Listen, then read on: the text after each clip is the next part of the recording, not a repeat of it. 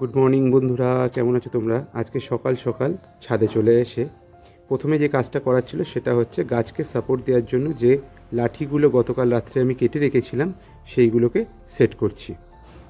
তোমাদের আমি আগের দিন ভিডিওতে দেখিয়েছিলাম যে আমি 5টা বাঁশ কিনে এনেছি মার্কেট থেকে।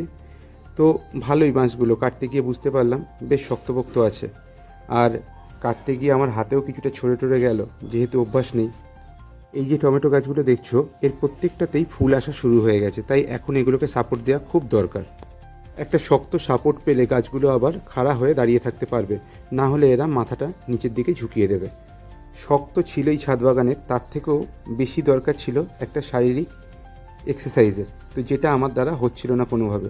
তো এখন এই ছাদ বাগানের দৌলতে বেশ ভালো মতো এক্সারসাইজ হচ্ছে, যখনই কাজ করছি মোটামুটি ঘাম ভালোই ঝরছে।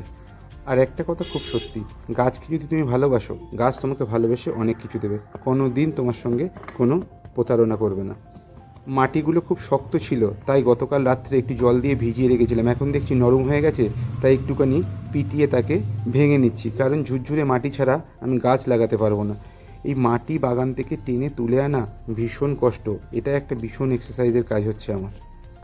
সেদিনকে ইউটিউবে দেখলাম বিনস গাছগুলোকে যদি আমি এভাবে বেঁধে দিতে পারি, তাহলে ওরা খুব সুন্দরভাবে ওপরের দিকে উঠতে পারবে।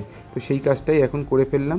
3টে লাঠি 3 দিকে পুঁতে তারপর লাইলনের দড়ি দিয়ে আমি সুন্দর করে একটা ওদের জন্য ব্যবস্থা করে দিলাম, যাতে করে ওরা সেইটাকেই সাপোর্ট নিয়ে ওপরের দিকে উঠতে পারে। ঠান্ডাটা একটু কম, তাই একটু গরমও লাগছে। আমার শিম গাছ আর টমেটো গাছকে সাপোর্ট দেওয়া হয়ে গেল। এখনকার মতো টাটা।